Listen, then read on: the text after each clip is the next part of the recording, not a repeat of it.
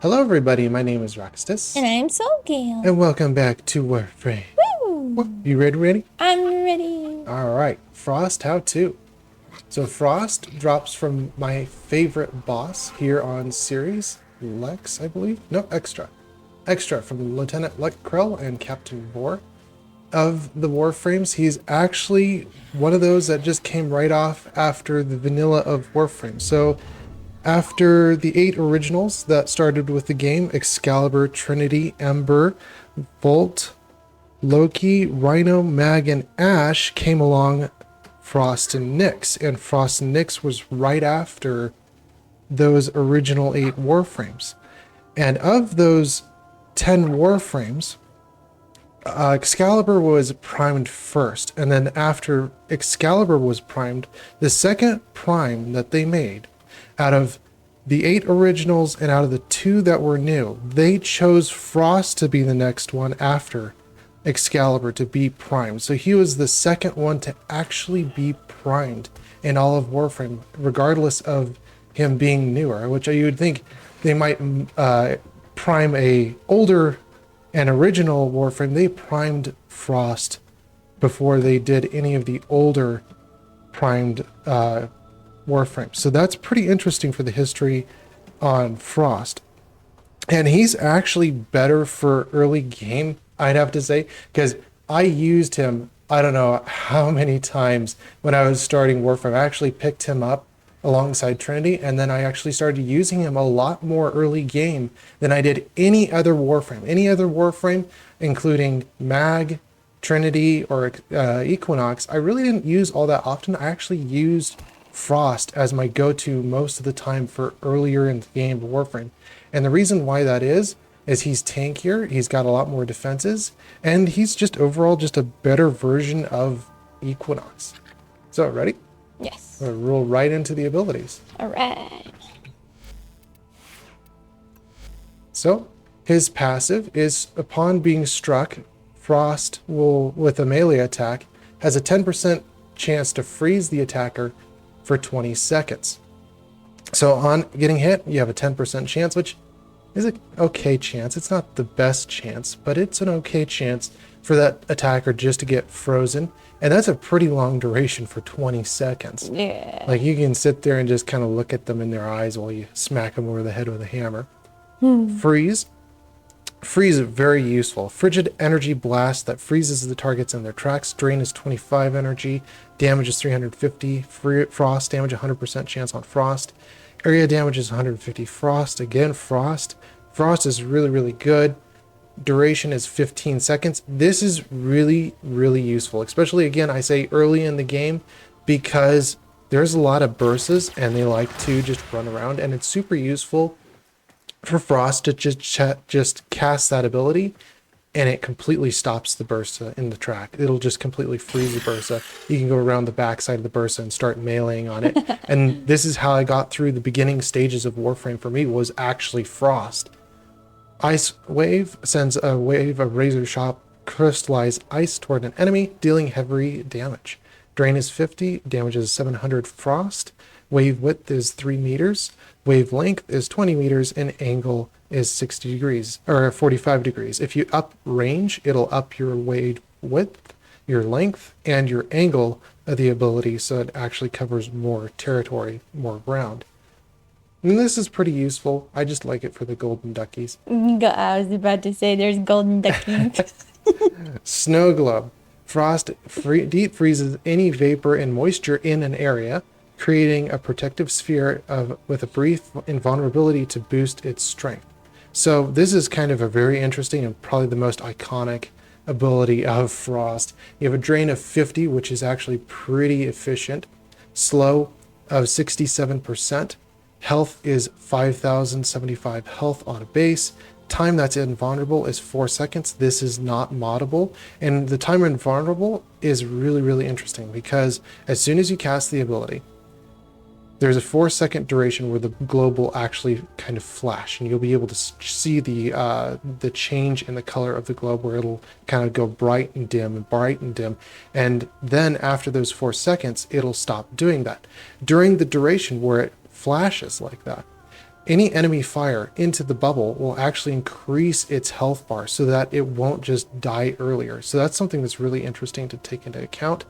The radius is 5 meters. And this is really why this is a better version of Frost, or Equinox, because Equinox for the Night form, you have to take quite a bit of significant damage to get an 80% slow.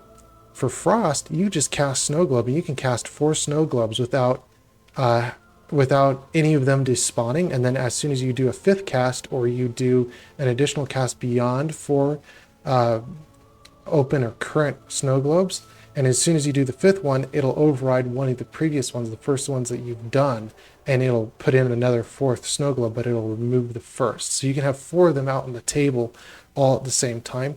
But the nice thing is 67% slow is it's just capped right there. You don't have to do anything for that. You don't have to build that up. It's just passively on. It's just static. It's just static.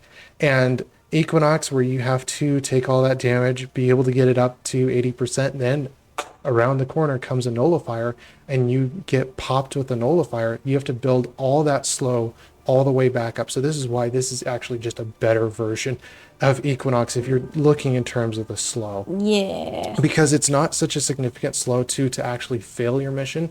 And plus 2, you don't even have to cast the ability. In survival, you can just not use the ability and have the survival mission go at full speed. So that's really, really nice. For the health of the bubble is determined off of 2 factors, power strength and armor. This is also why it's really, really good, because I believe, especially when you're talking about in terms of Tau forged Archon shards, the strength gained off of the red Tau fords versus the blue for the armor. The blue is actually significantly better because you just get more armor, and there's just more positive gain from that armor than you would ever see with the power strength. So that's something that's really, really interesting there. Avalanche. Summon a treacherous landslide of ice that instantly freezes and shatters all enemies within its radius. Drain is 100, damage is 1,500 frost, radius is 15 meters, duration is 8 seconds. This ability will freeze anything, and even if it doesn't die, it'll be stuck in ice for a duration of 8 seconds, so they cannot move. Armor reduction is 60%. Now this is interesting because it used to be 40%. So, wait, really? It yes, used to be 40? It used to be 40%. So around 2020, they changed it from 40% to 60%. This just means that you don't have to put as much power strength into it to actually get a full armor strip of 100%. Oh, that's nice. So it's really, really nice. Explosion radius is 4.5 meters. I believe if something explodes or dies, that it does a blast radius. And explosion damage off of that blast radius is 400 frost cold damage. All right, ready to mod? Yeah. All right. So I actually only have one frost build, and it's Green Frost. We have Arcane Guardian for a whole bunch of added armor. This goes onto the Snow Globe for stacking armor reductions. And then we have Arcane Reaper. You can change this out for Arcane Reaper or Arcane Energize. I just use Arcane Reaper just to get my health back, because when I was starting out Warframe, I didn't go Steel Charge. I actually went Rejuvenation most of the time, because then I just didn't die a lot of the time. So Rejuvenation definitely keeps you up to full health early game. When you get to kind of more end game where you can get Arcane Reaper or something like that, where you get health regen per second, you don't really need the Rejuvenation. You can go for Arcane Reaper to buff back your armor, which is super nice for your Snow Globes. Again, the armor from Arcane Reaper gives for your Snow Globes and health regen for your health. And then you can go straight on Steel Charge for the more added damage. Prime Sure-Footed, as you've seen the Trinity video, knockdowns, pretty nice to have Prime Sure-Footed instead of something like Handspring. I love Prime Sure-Footed. Oh yeah, super, super useful. And then for this build, we're gonna actually go for a bigger battery with Archon Flow, because it's 185% energy max, and from energy, Prime Flow does the same amount, same percent, so 185%. But enemies killed by cold abilities have a 10% chance to drop an energy orb, and the cooldown for that is 10 seconds. So at least you're getting some energy back. This is more so better paired with a Trinity because then you get your energy back. Yeah. And she's able to pretty much be the duality between the two, where she's keeping both of them alive and Frost is just doing the area of effect. And it's a very good pairing, Trinity with Frost. It's a very, very good pairing. For this, we're going to be going Biting Frost. Frost gains 200% critical chance and 200% critical damage against frozen enemies. This is really good. So for most melee and for most even ranged weapons, and we're just going to be talking about critical damage here. Do I even have critical damage on this?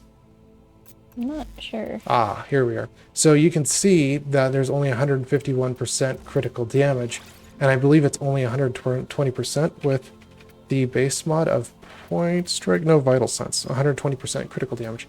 So that actually supersedes and goes beyond both of these mods, regardless of which one's equipped, because these are only 151 and 120% versus 200%, which you get from Biting Frost if something has been frozen. And then same thing again for any melee weapon. You only get 90%, so that's another 110% extra off of the Biting Frost, which is significant.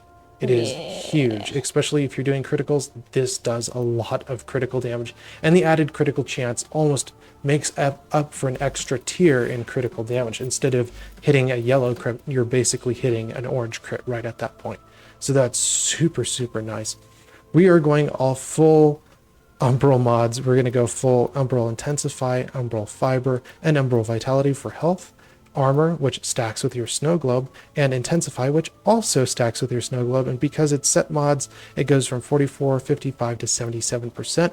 And same thing with armor and health, where it goes from 100, 130 to 180% bonus armor. So it's super nice to having a set mod that pairs with each other, and it gives you big bonuses for the power, strength, and the armor, just to make your snow globe super nice and tanky. Oh yeah. And then we're going to go primed continuancy for a little bit of ability duration, just so that your avalanche, instead of a duration of 8 seconds, it's to 12.4 or 12.5 seconds, just to gain you another extra 4 seconds that things are frozen and they can't move. Icy. And for range, we are actually going overextend. You might be like, what? Why are you going overextended? Doesn't it negate ability strength? Yes. But without it, then you can't hit as many things, and not as many things can actually get frozen at one point in time. So it's super nice to actually have a wide area of effect, especially if you have a squad of 4 people. Then you can hit the entire table while still stripping 100% of that armor. Super, super nice. And then we're going to have negative 60% ability strength. And I've done a lot of play testing with trying to find the exact snow globe range, because when you're placing down snow globe over a protective target, you want to make sure that the snow globe isn't too big where a nullifier can just walk into it and just disable the area of effect. And plus two, you want to make sure that you can be able to recast it and know that nullifier isn't just going to hit it. And I found the nice range for the snow globe to be around 10-meter radius, and right now we're at a 9.5. So this is perfect because we're not going too large to the point where nullifiers just disable the bubble, and we're not going too small where this bubble isn't as significant. You want a good slow so that you can be able to protect the target. And if you go with a minimalist bubble, you can go minimal bubble with going narrow-minded, again negating ability range, but then I just find it's just not as effective for keeping the target safe. Even if you go a smaller bubble, they're still going to be able to hit it, and it's just a harder time to actually protect the target, especially if you have a larger area within that bubble. 67% slow is converted as a 67% damage reduction, so that's really, really nice. And then we're going to go blind range. I know this does negate ability efficiency. You could do something different, maybe. Let's see here. So we have 77%, 17%. We need from 60% to go to 100. We need 67% added bonus power strength to get this armor strip to 100%. So we only need 50%. Blind Rage adds 99, so we have double from Blind Rage. Let's see here. Transient Fortitude, you could go Transient Fortitude. That would give you 100% power strength, still 103%. But then you're going to be negating some of that duration, Yeah. which actually isn't half bad because you'd still be efficient. So you could still actually go Transient Fortitude. That would be fine, but you'd negate 2 seconds, which 2 seconds isn't that bad. And it would just kind of, prime continuance, would be able to make that back easy enough. If you do have a Trinity, you could go Blind Rage, and that would just make your Snow Globe freeze quite a bit more. But especially if you want to go spammable, Transient Fortitude, you can definitely do.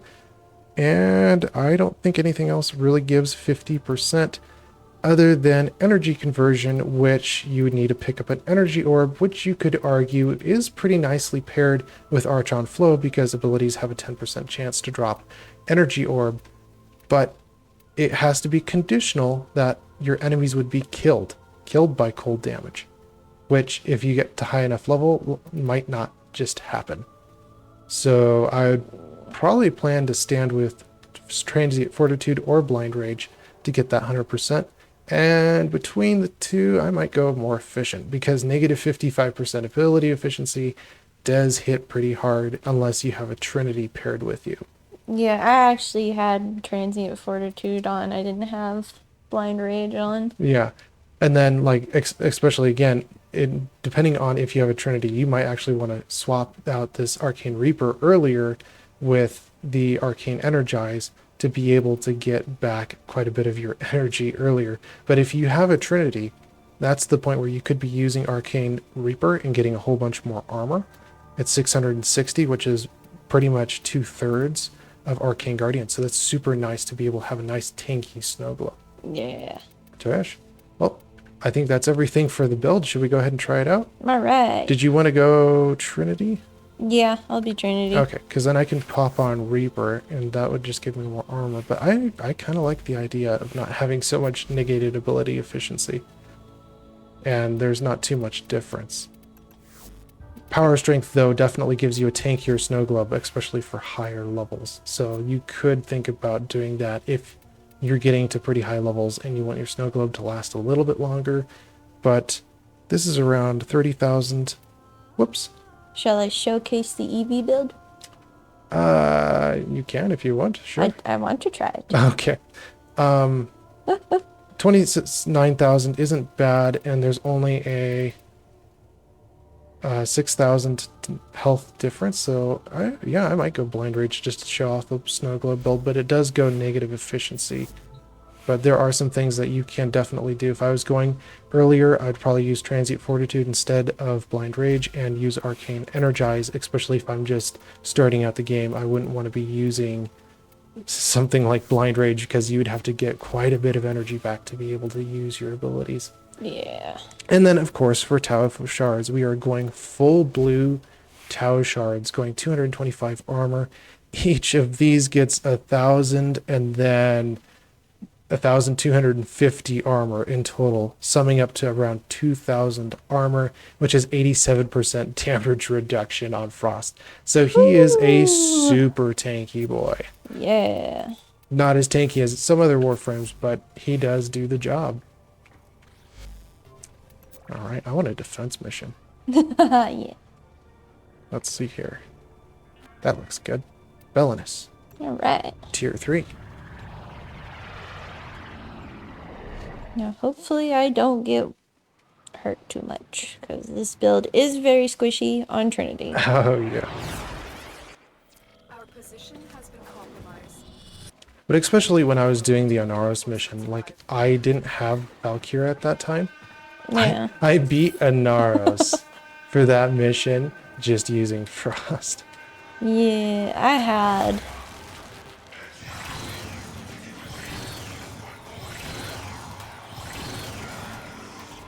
And as you can see, those pulses are Freeze. good.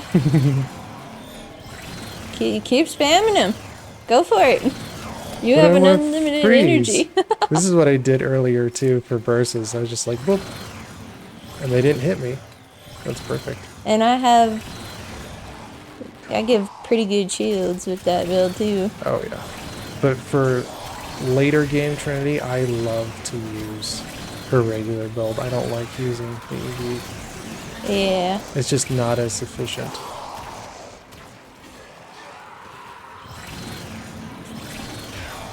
And for Biting Frost, this gives a huge amount of critical damage. So something like the Fragger Prime or even the Magister at this point, Magister actually conquers the Prime Fragger. So kind of sad to say, but the Magistar actually does win in a contest of damage and speed. And my buff does not last very long with this build. As you can see. Now I want to sing a Christmas song because I'm Frost. Alright, are you gonna, instead of saying Jack Frost, just Frost? No, I was going to sing a Santa Claus song. Oh, Santa Claus. Like Jingle Bells. Okay. Or Jack Frost. Jack Frost nipping at your nose. At your pinky toes. At your pinky toe. I love Frost. And I just come back to it again because like the beginning of the game, I just started off with Frost. I did start with Mag, that was the first Warframe, but when I picked up Frost, he was kind of like more the long-standing, got me through the harder levels. So he was really nice. And I get golden duckies. Golden duckies. Golden duckies. I like the golden duckies. Oh yeah. And you can put down 4 snow globes.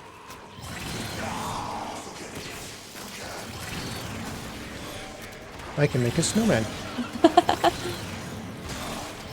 Oh, they won't let me go up that high. Oh, they won't even let me go that high. No, I gotta make a snowman here. You gotta let me do it. You gotta let me do it. You just got it. I gotta get up high enough. No. Aw. How about we do this?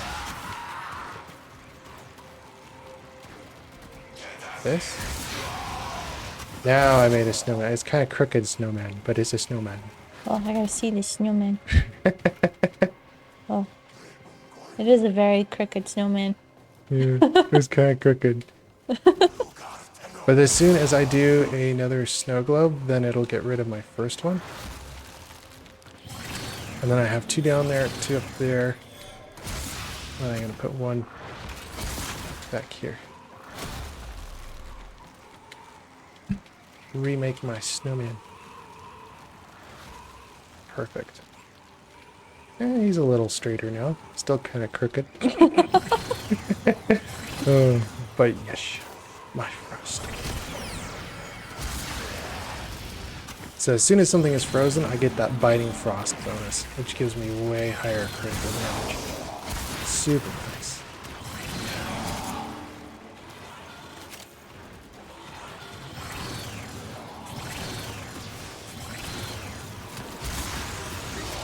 Oh, Frost might be my favorite Warframe. Who knows?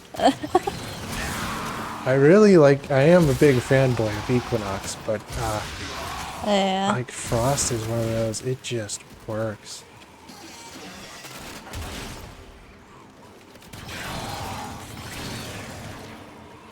Nice.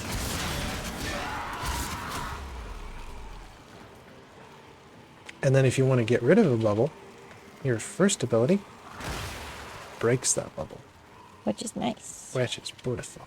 So now I just have my snowman. Just have one snow globe. No one shall dare enter my snowman. There.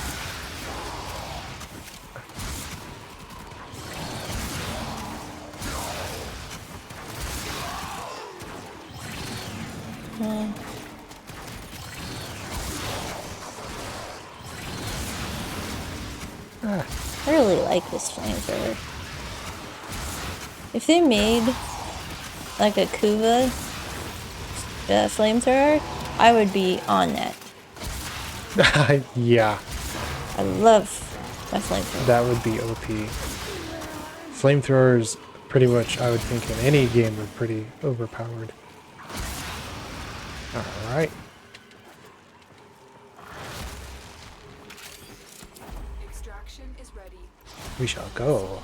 Alright, we shall go. That's the last of them. Objective is secure. Let's go home.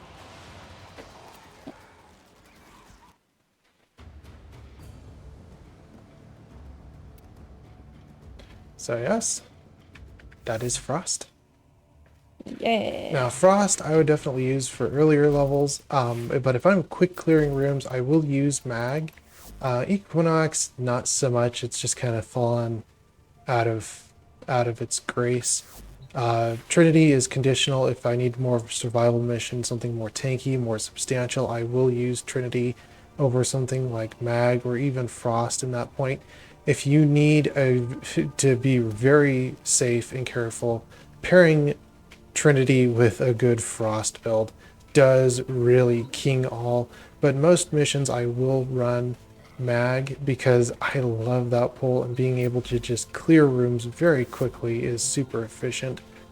But I'd have to say Frost might be my favorite Warframe. It's not as useful as something like Mag for faster missions, but I do still love Frost. Frost is one of those I really come back to and I go, you know, if I was going through the game again, Frost would probably be much better than Mag. Yeah. Though at some point though, Mag does overtake Frost just because of the area clear and just being able to get through missions. She's much more substantial for that. But yes. Well, I think that's all the time we have for this episode, yes? Fortunately, yes. And we will see you guys in the very next video. Bye-bye! Oh, I tried doing that before and it wouldn't let me do it. Well, can you do it? Okay. Bye-bye! Bye-bye.